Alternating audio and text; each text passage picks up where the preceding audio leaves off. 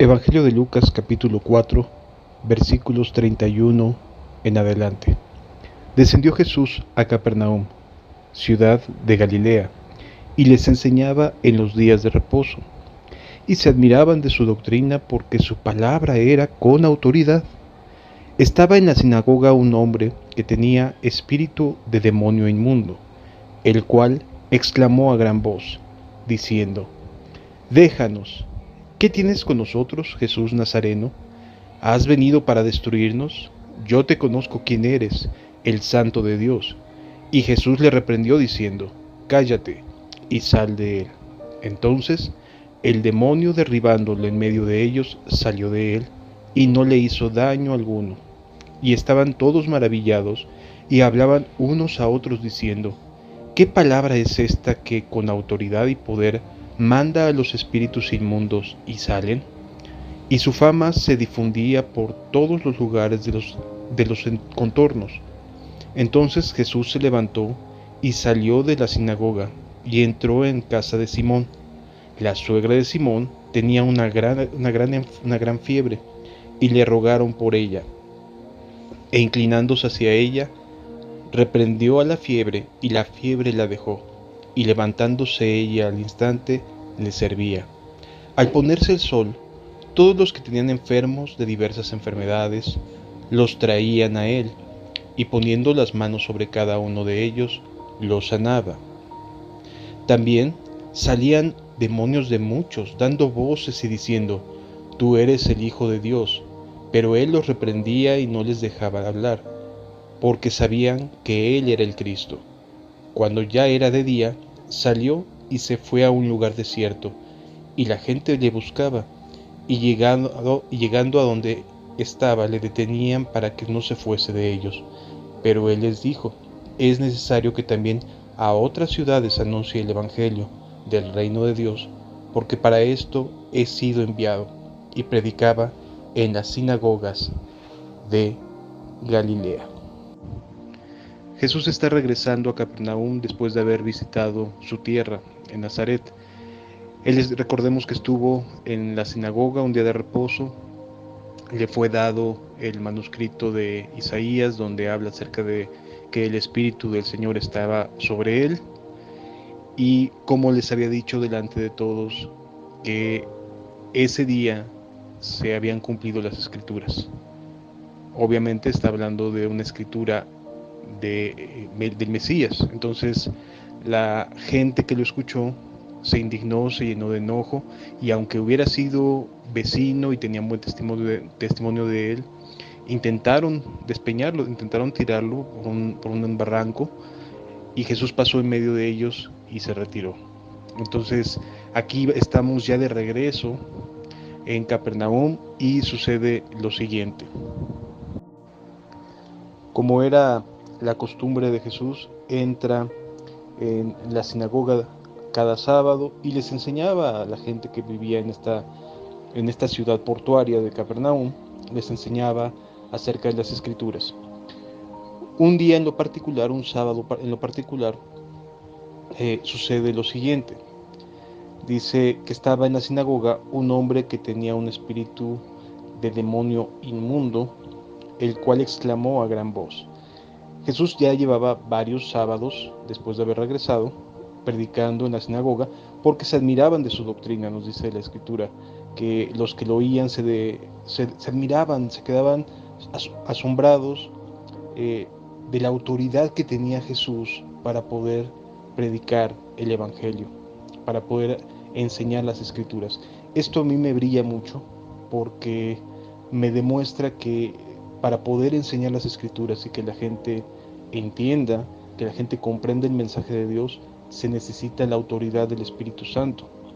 No es posible que las personas hagan dramas, hagan shows, hagan grandes conciertos, grandes conferencias y den grandes testimonios, etcétera. De nada serviría si el Espíritu Santo no está presente en la vida de las personas. Se necesita la autoridad del Espíritu Santo, es la autoridad del autor de las Escrituras, el único que puede darle veracidad, de hacer vivas las palabras que podamos decir, de tal manera que es necesario que el Espíritu Santo esté en quien enseña escrituras para que la gente pueda entenderlo, para que la gente pueda comprender lo que la escritura nos está queriendo transmitir, lo que nos está queriendo revelar. Entonces, todos podemos leer la Biblia, todos podemos tratar de enseñar las escrituras, cualquier persona en el mundo tiene acceso hoy en día a una Biblia, pero quien puede enseñarlas con autoridad es solamente una persona que está lleno del Espíritu Santo. Así como Jesús estaba lleno del Espíritu, así también solamente alguien que está lleno del Espíritu va a poder transmitir la Biblia, la palabra de Dios, de una manera viva y eficaz. Y este es el caso. Jesús estaba enseñando sábado a sábado y la gente se admiraba. No porque escucharan algo necesariamente nuevo, porque en las sinagogas el culto de la sinagoga normalmente lo que hace es simplemente tomar una porción escritural y leerla y volverla a leer y volverla a leer, de tal forma que se reverenciaba más la palabra escrita que lo que quería transmitir la escritura. Para las personas, el tener una porción de la Torá, de las Sagradas Escrituras, de la ley de Moisés, era ya una bendición. No importara que no se estuviera viviendo. Sencillamente es que el simple hecho de que tuvieran una sinagoga o una porción de las Escrituras en esa sinagoga, para la persona ya representaba que Dios estaba con ellos, aunque no lo entendieran. Entonces aquí lo que hace Jesús es como que comienza a hablarles, a explicarles, a darles con sencillez lo que la Biblia quiere decir, y la gente quedaba admirada de cómo podían entender cosas que antes no entendían, que antes se les hacía demasiado complicado poder asimilar. Entonces, cada sábado Jesús estaba compartiendo, cada sábado Jesús estaba predicando, y hubo un sábado en particular que por las razones que sea, estaba ahí un hombre que tenía un espíritu inmundo de demonio.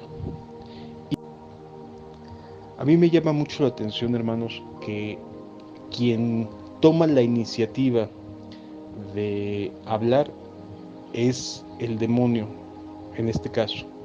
Es decir, el demonio, el espíritu inmundo, se siente profundamente incómodo de estar ahí. Y entonces lo que hace es literalmente decirle: ¿qué tienes con nosotros, Jesús Nazareno? ¿Has venido para destruirnos? Esto llama mucho la atención por lo siguiente: cuando la luz de las Escrituras, cuando la luz de la palabra de Dios y el Espíritu Santo está siendo predicado con autoridad, con sinceridad, como nos lo enseña Jesús, no puede estar presente, no se puede sentir a gusto a alguien que tenga algo en su corazón, en este caso un espíritu inmundo. Le era incómoda la palabra de Cristo, le era incómoda la presencia de Jesús, de tal manera que se siente en riesgo inclusive de ser destruido, ¿sí? Esto es algo que deberíamos de aprender. Un cristiano, y esto es importante entenderlo, un cristiano, alguien que ha sido comprado por la sangre de Jesús, que ha sido redimido por Cristo, jamás, hermanos, va a poder tener o endemoniarse. No va a poder tener un espíritu inmundo dentro de él, ni tampoco endemoniarse. Y el mayor ejemplo lo tenemos aquí. Aquí vemos que Jesús está predicando, está en este ambiente, en esta sinagoga, está compartiendo, la luz de Dios está manifestándose, y lo que produce esto es que el espíritu inmundo salga del lugar. No es posible que alguien que diga tener a Jesús en su vida, que diga que su corazón está lleno de Cristo, al mismo tiempo tenga un espíritu inmundo. Es antibíblico tal suposición. No es posible. Si una persona tiene un espíritu inmundo, tiene un demonio en su vida, no es cristiano, sigue siendo un mundano, sigue siendo un impío, no ha tenido un verdadero encuentro con Jesús. Porque en el momento en que una persona tiene un encuentro con Jesús, como aquí lo vemos, lo que produce es que el espíritu salga huyendo de la luz que irradia nuestro Señor Jesucristo. Si alguno de ustedes, hermanos, les llegaron a decir que un cristiano, alguien comprado por precio de sangre, muy valiosa, del Santo de Dios, del Cristo vivo y verdadero, tenga un espíritu demoníaco, si alguien fue enseñado a que puede estar en una misma persona un demonio y nuestro Señor Jesús, está completamente equivocado. La persona que asuma o que diga es que necesito liberación porque hay un demonio o hay un espíritu que me ata a tal o cual pecado, esa persona no ha sido verdaderamente libre, no ha tenido un encuentro verdadero con Jesús. Porque cuando vemos en toda la escritura, en todas partes, que una persona tiene un encuentro real y verdadero con nuestro Señor Jesucristo, la vida de ese ser humano va a cambiar completamente. No va a quedar ningún vestigio demoníaco, de influencia, de inmundicia en esa persona, porque Dios es luz y no hay tinieblas algunas en él. Así que entendamos esta realidad. ¿Qué produjo? ¿Qué reacción hubo? ¿Qué impacto tuvo en la vida de las personas que vieron este evento, que se dieron cuenta de esta circunstancia? Nos dice la escritura en el versículo 36 de aquí de Lucas capítulo 4. Y estaban todos maravillados y hablaban unos a otros diciendo: ¿qué palabra es esta? Que con autoridad y poder manda a los espíritus inmundos y salen. Y su fama se difundía por todos los lugares de los contornos. Es decir, encontramos un profundo impacto en los que vieron este evento, de tal manera que dijeron: es que esto no lo habíamos visto. Por eso estoy convencido de que hoy en día muchas personas son charlatanes que engañan, engatusan a las sinceras personas, haciéndoles creer que están poseídos y que ese charlatán los va a liberar. Y sin embargo, después de que plantean todo su show de aparente cristianismo, la persona sale de ese lugar, sale de ese ambiente, de ese show, creyendo que fue libre, solo para regresar a su casa y encontrarse que sigue siendo esclavo de las mismas pasiones, de los mismos deseos, de las mismas caídas de siempre. Esa persona no se encontró con Jesús, se encontró con un charlatán solamente. Importante entender esto. Su fama, la fama de Jesús, se divulgó en todos lados.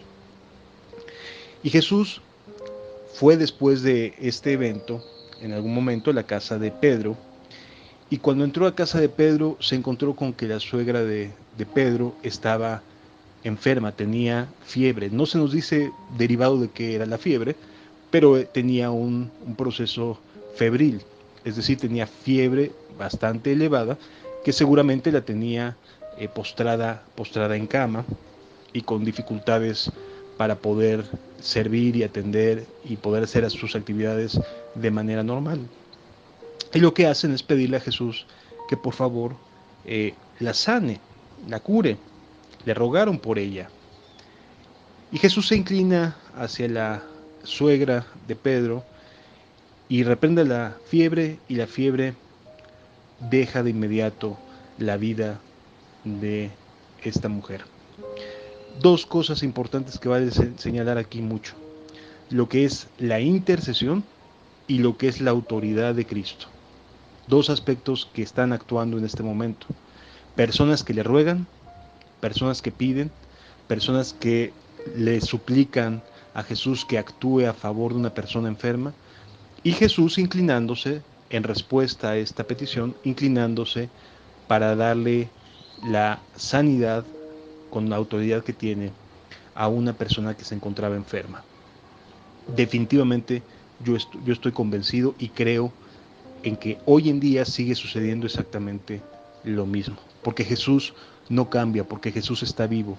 Y el mismo Jesús que se inclinó a favor de la suegra de Pedro es el mismo Jesús que está vivo para nosotros, que resucitó, que no se quedó en una tumba, sino que está vivo y sigue actuando en aquellas personas que tienen el anhelo de cambiar sus vidas. Y aquí vemos que alguien intervino con oración, intervino con ruego, intervino con intercesión, lo que podríamos decir hoy en día, vamos a pedirle a Dios a favor de alguien para que Dios sane una enfermedad, y vemos a Jesús inclinándose a esa oración, inclinándose hacia la persona enferma y librándola de su enfermedad. Yo creo perfectamente en un Jesús que está vivo, y yo te invito a que también creas que Jesús puede hacerlo hoy en día, y más hoy en día que encontramos casos de enfermedad. ¿De acuerdo? Yo sí creo que Jesús sigue haciéndolo, y por lo tanto mi oración y mis ruegos es para que Dios acuda al llamado de los que necesitan de salud. Así que Jesús no era uno de estos famosos predicadores porque él estuviera promocionándose, sino que el hacer el bien, el hacer la obra de Dios y el bendecir a las personas producía que las propias personas que recibían el testimonio de Cristo, de la gracia y del poder del Espíritu Santo, fueran las que promocionaran a Jesús o dieran a conocer de qué manera habían sido rescatados, de qué manera habían sido curados. Es importante entender esto y que Dios nos ayude a entender. La sanidad, hermanos, y quisiera que quedara bien claro, es parte del Evangelio. Sin embargo, de algo nos tenemos que morir, ¿cierto? Es decir, una sanidad, un evento en el cual una persona recupera la salud, no quiere decir que jamás se vaya a volver a enfermar. A lo mejor ya no se enferma de eso que Dios la sanó. O a lo mejor sí, pero pasados muchos años. Ya cuando el cuerpo está en un franco periodo de oxidación, es decir, vamos cada vez perdiendo fuerza, vamos perdiendo energía, nos vamos haciendo viejitos. Este cuerpo tiene una fecha de caducidad, nos vamos a morir. Y de algo nos tenemos que morir.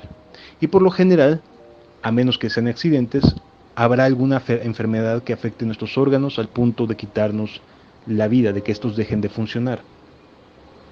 No tenemos por qué pensar que el hecho de recibir una sanidad será perpetua. Puede ser que sí. La verdad es que eso depende de lo que Dios decida con cada uno. Puede ser que una persona sea sanada y nunca más vuelva a padecer de esa enfermedad. Sin embargo, eso no quiere decir que cuando hay una enfermedad que después de años hacia adelante volviera a aparecer, quiere decir que Dios no haya obrado. Definitivamente que no, porque finalmente estos cuerpos tienden a decaer, tienden a corromperse, como le llama Pablo, y la inercia es que deje de funcionar este cuerpo. Así que no podemos estarle pidiendo a Dios todo el tiempo que nos esté sanando cuando ya nuestro tiempo está cercano. Seguramente si nuestro tiempo está cercano, a lo mejor Dios no va a restaurar nuestra salud porque nos vamos ya a partir con Él. Espero que quede claro y se entienda por qué razones a lo mejor haya personas que no son necesariamente sanadas, aunque tengan el firme deseo y el anhelo en su corazón y aunque sean cristianos genuinos y verdaderos, porque finalmente nuestros organismos van a caducar. Espero que se comprenda y quede claro. Después de esto, el Señor Jesucristo comienza a recorrer las sinagogas de toda Galilea, enseñando el Evangelio, dice la Escritura en el versículo 42. Cuando ya era de día, salió y se fue a un lugar desierto, y la gente le buscaba. Y llegando a donde él estaba, le detenían para que no se fuese de ellos. La gente anhelaba ver más cosas maravillosas, a la gente le agradaba, le complacía, le hacía bien escuchar a Jesús, ver sus milagros, ver su presencia, el sentirlo. era algo que deleitaba en momentos en los cuales la vida era sumamente difícil. Pero Él les dijo: es necesario que también a otras ciudades anuncie el Evangelio del Reino de Dios, porque para esto he sido enviado, y predicaba en las sinagogas de Galilea. Amados hermanos, la intención del Evangelio es que corra por todos lados, que se anuncie de todas las formas posibles que Dios ha venido al mundo, que se hizo carne en la vida de Cristo Jesús para darnos salvación. Y Él decide cómo va a actuar en cada uno y a través de cada uno de nosotros. Por lo tanto, no nos aferremos a personas, aferrémonos a Jesús. A lo mejor hay alguien que te bendice con sus palabras, que te hace bien, que te ayuda, que te edifica lo que escuchas, pero no es Él, sino es Jesús a través de Él. Esto es algo que debemos de dejarlo bien, bien en claro, amados. El hecho de que alguien bendiga con su vida, con lo que comparte, con lo que haga, tu corazón, tu camino, no significa que sea esa persona. Significa que es Jesús a través de esa persona quien está bendiciéndote. Y nunca pierdas de vista que es Jesús el que te está bendiciendo, que es Jesús el que te está llamando, que es Jesús el que te está hablando, que es Jesús el que te está enseñando, que es Jesús el que te exhorta, que es Jesús. No se trata de las personas, amados. Se trata de Jesús. Él es el que está trabajando a tu favor.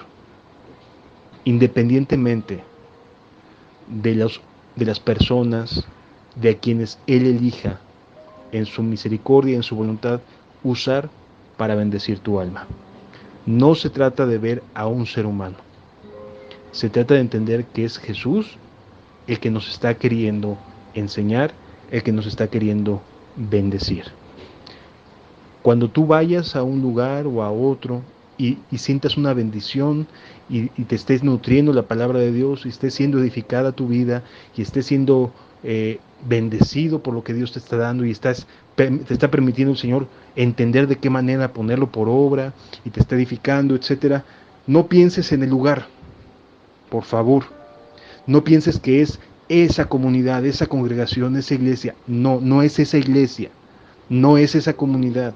No es el que predica enfrente, el que estás escuchando. No, es Jesús el que te está dirigiendo.